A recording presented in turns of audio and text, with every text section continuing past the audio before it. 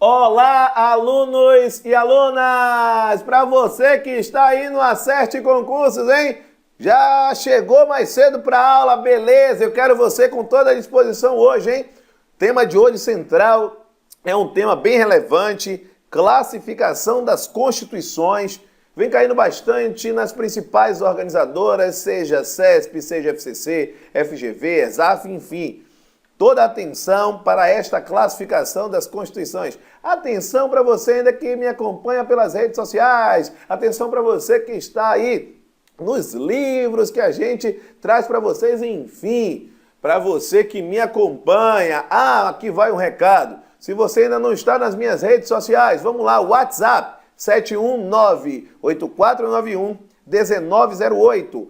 Coloca lá na agenda do seu celular e me manda uma mensagem com o seu nome, o seu município e o concurso que você almeja se preparar. Para quê? Para que você receba uma bateria diária de questões para que juntos nós possamos aperfeiçoar esses treinamentos. Canal no YouTube, Alan Vinícius Professor. O que é que nós temos ainda? A parte do Instagram, @prof.alanvinicius, assim como a página no Facebook, prof.alanvinicius. Beleza? Lembrando também que você deve chamar a atenção para se inscrever aí no Acerte Concursos, o melhor curso preparatório para concursos da Bahia. Vamos nessa, galera? Deixar de conversa e começar as nossas questões. Vamos lá? Questão de número 16. No que concerne à classificação das constituições, olha a temática. Segundo a doutrina constitucionalista brasileira, a Constituição é considerada escrita, dogmática. Vamos fazer o seguinte? Vamos traçar a classificação? Fica mais fácil assim? Você vai anotar, hein? Pega esse caderno. Ei, tá conversando por quê? Pega esse caderno. Vamos lá, vamos copiar? Vamos nessa? Olha só. O que é que você tem que trazer? Na classificação das constituições, o que é que você deve observar? Classificação das constituições. Nessa classificação das constituições, você vai olhar o seguinte. Primeiro que nós temos é quanto ao conteúdo. Quanto ao conteúdo, as constituições elas podem ser. Pode ser uma constituição formal, como pode ser uma constituição material. O que é isso? A gente traz que a constituição formal é aquela codificada em texto único, que é exatamente o que acontece com a Constituição brasileira. Quando você fala em uma Constituição material, nós estamos falando naquelas constituições que não estão codificadas em um único documento. Ela pode conter textos constitucionais esparsos, pode ter outras fontes, como a jurisprudência, que é a decisão ou as decisões reiteradas dos tribunais, a doutrina, que tem a ver aí com os estudiosos relacionados a determinada matéria, no caso, a matéria constitucional, enfim. A ideia é justamente, não seria bem a doutrina, porque a doutrina acaba reforçando a ideia da jurisprudência, mas seriam textos constitucionais esparsos, jurisprudência e sim os costumes, tá certo? Beleza. No caso, a gente vai circular sempre a característica da Constituição brasileira. No caso, a Constituição ela é formal. Bom, o que é que nós temos ainda aí? 2. Quanto à forma. Quanto à forma, qual é a linha de raciocínio que você vai seguir? As constituições elas podem ser escritas, como elas podem ser não escritas. Escritas ou não escritas? Olha, se a Constituição brasileira ela está codificada em um texto único, automaticamente qual é a ideia? Que a Constituição brasileira ela se insere como uma Constituição escrita, tá certo? Constituição escrita. Lembrando sempre que a linha é obrigatória. Toda a Constituição formal ela é escrita. Toda a Constituição material é não escrita. Tá certo? Bom, seguindo aí a nossa linha de raciocínio, nós vamos ter o cenário de número 3 nessa classificação. Qual é o cenário de número 3? O cenário de número 3 é a ideia de quanto ao modo de elaboração. Quanto ao modo de elaboração. O que é que você vai checar? Quanto ao modo de elaboração, a linha de raciocínio que você precisa ter é a seguinte, que nós temos aí a ideia de que as constituições elas podem ser dogmáticas, assim como as constituições elas podem ser históricas, tá certo? Dogmáticas ou históricas. As constituições dogmáticas são aquelas que positivam, ou seja, escrevem os dogmas de uma sociedade. O que são esses dogmas? São os valores centrais, são os valores principais de uma sociedade. Então, toda a Constituição que é formal é escrita e é dogmática. Toda a Constituição material, ela é não escrita, ainda que possa conter textos esparsos, como eu falei para vocês, e ela está enquadrada como histórica. Aliás, o grande exemplo é a Constituição inglesa, que tem essa característica. Essas constituições históricas, elas também levam a ideia de constituições costumeiras, ou a ideia de consuetudinárias, tá certo? Porque a base envolve os costumes, ou seja, o lento evoluir de uma sociedade, tá certo?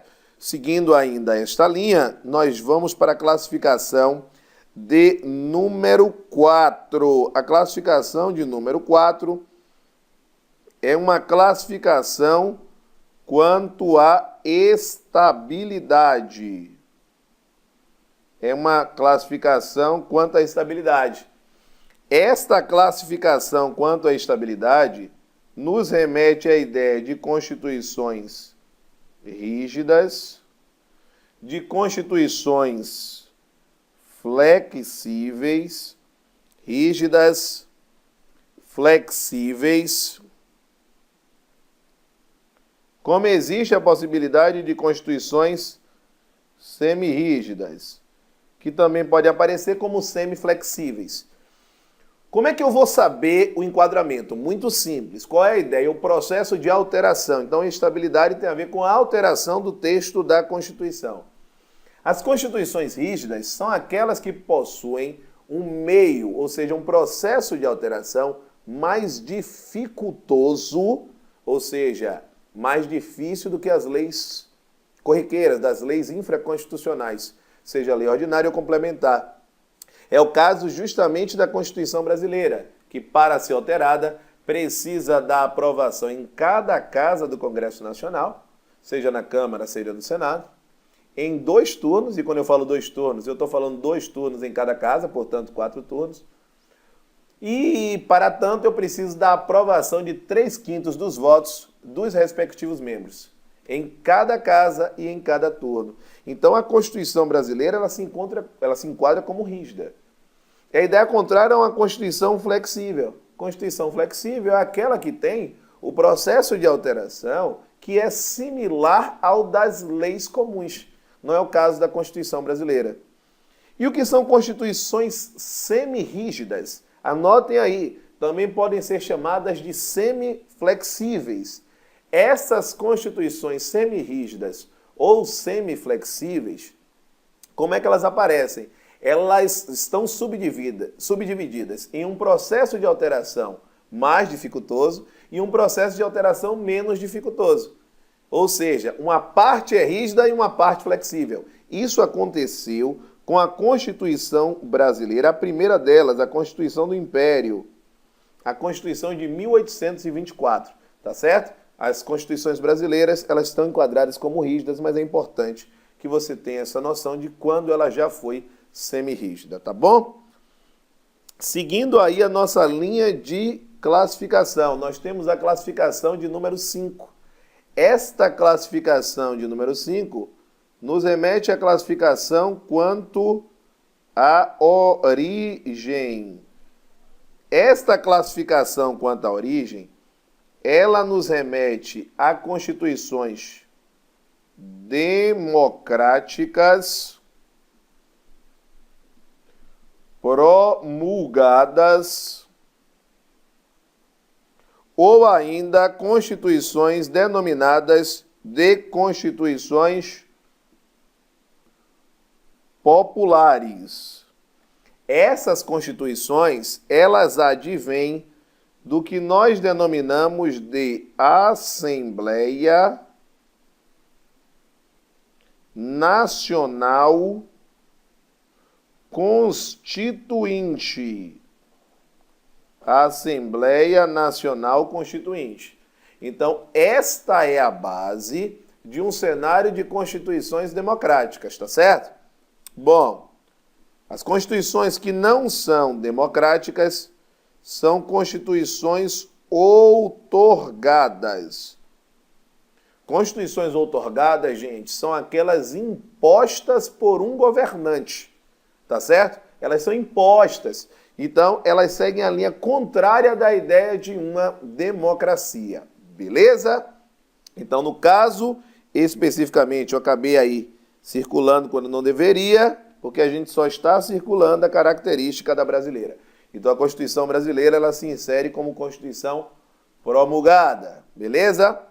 Seguindo aí nossa linha de raciocínio, nós temos o item 6, que é a classificação quanto à extensão. Aí nós temos a classificação quanto à extensão para o seguinte cenário. A Constituição, ela pode ser uma Constituição analítica ou prolixa. E do outro lado, nós temos a Constituição considerada como sintética ou concisa. Quando eu falo da Constituição sintética, qual é a ideia dela? A ideia é que ela apenas abarque o cenário das normas fundamentais do Estado. Ou seja, quais seriam essas normas fundamentais do Estado? Nós temos a ideia da organização do Estado,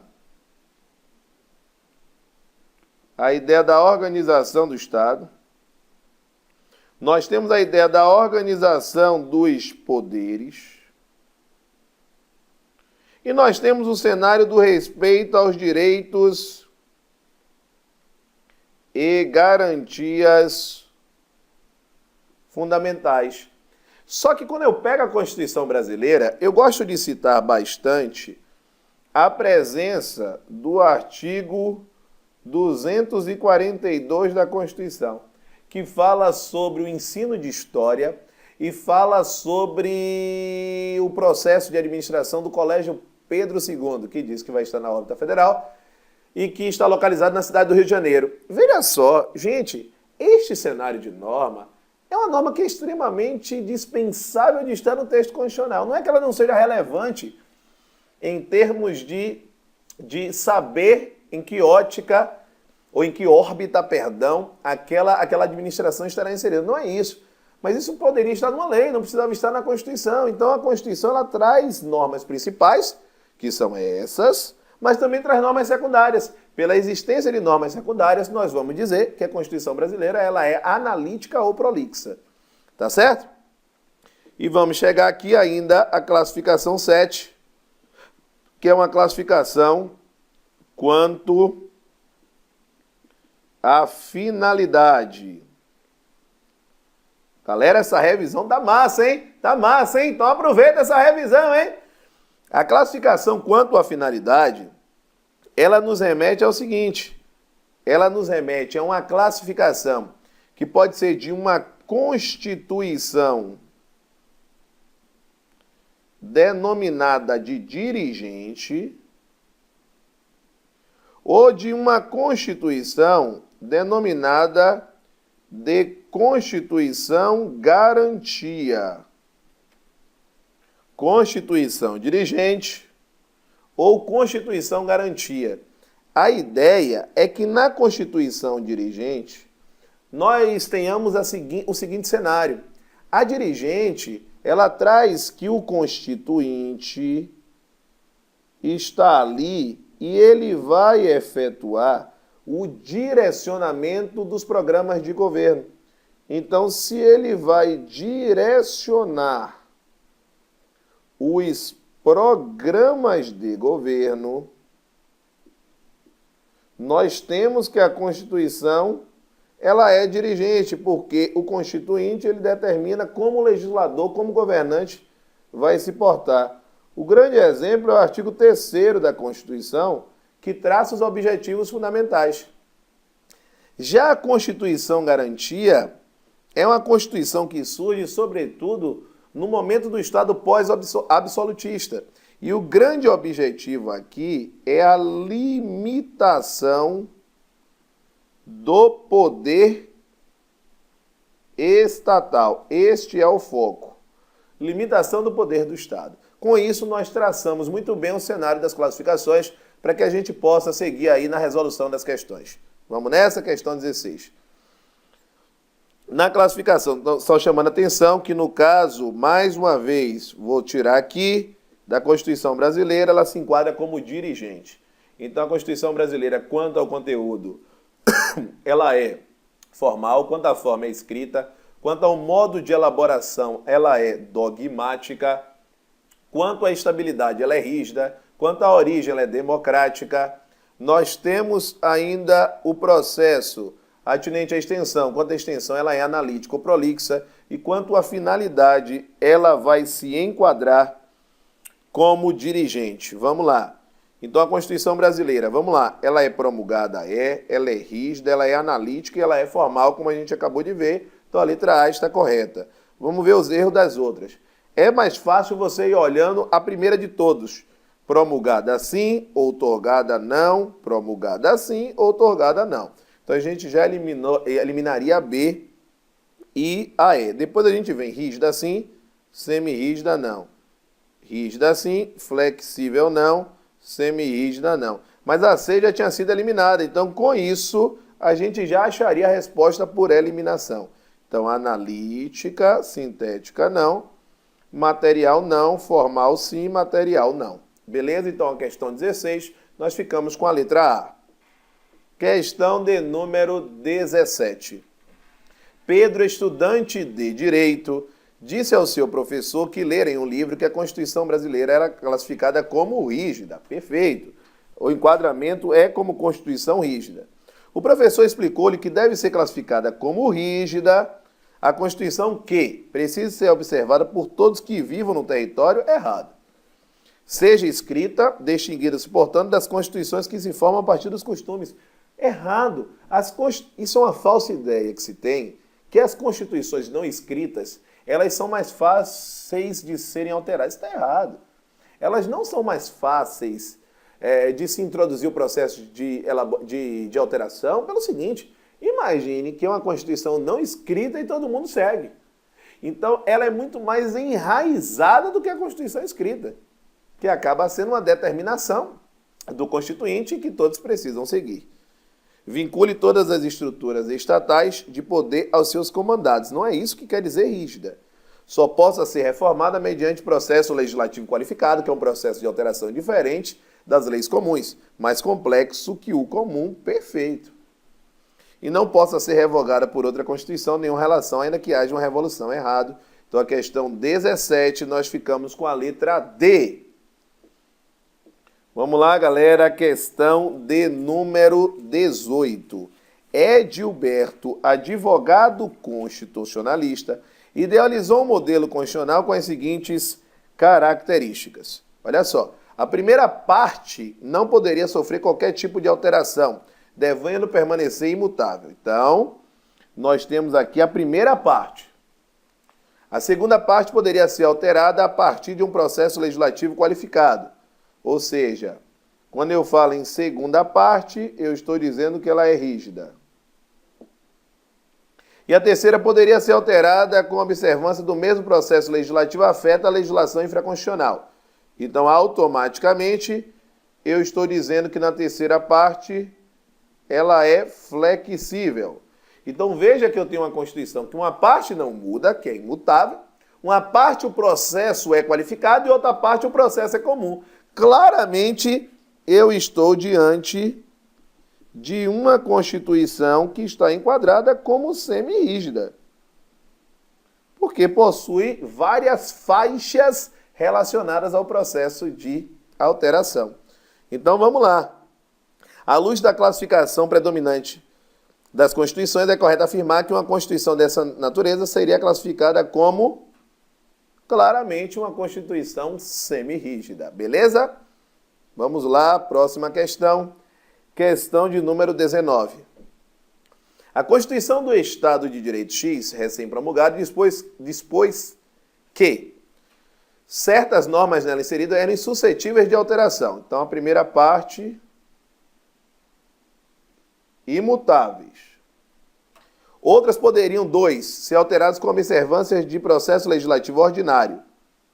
Então, eu estou diante, nesse caso, de uma parte flexível. Flexível. Foi exatamente o que a gente tinha falado antes, flexível. Veja só. E 3, aquelas que exigiriam um processo mais complexo para a reforma. Aí eu estou falando de uma Constituição rígida. Ora, é correto afirmar, sob a ótica da estabilidade, é correto afirmar que essa Constituição é, de novo, uma parte imutável, uma parte flexível e uma parte rígida. Então, automaticamente, ela é semi-rígida e poderia parecer também semi-flexível. Questão 19, resposta à letra E. E a questão de número 20. Considerando a classificação das Constituições, marque a opção correta. Quanto à extensão e à finalidade, dogmática. Errado. Dogmáticas vai ocorrer quanto ao modo de elaboração. Históricas, mais uma vez, quanto ao modo de elaboração, não é quanto à origem. Quanto ao conteúdo, não escritas, não. Quanto ao conteúdo é formal ou material, não escritas é quanto à forma. Quanto à estabilidade, flexíveis. Aí você vai dizer, mas a Constituição brasileira não é flexível, Alain. Mas a gente não falou em nenhum momento que era em relação à Constituição brasileira essa classificação. E quanto à origem, analíticas. Não, analítica envolve a extensão. Então, a questão de número 20, a resposta correta é a letra D. Beleza, galera? É isso aí. Você que está no Cine Acertei, você que está nas redes sociais, você que está nos livros, toda atenção, estamos juntos! Rumo, rumo, rumo à sua aprovação! Valeu, galera! Estamos juntos! Valeu! Grande abraço!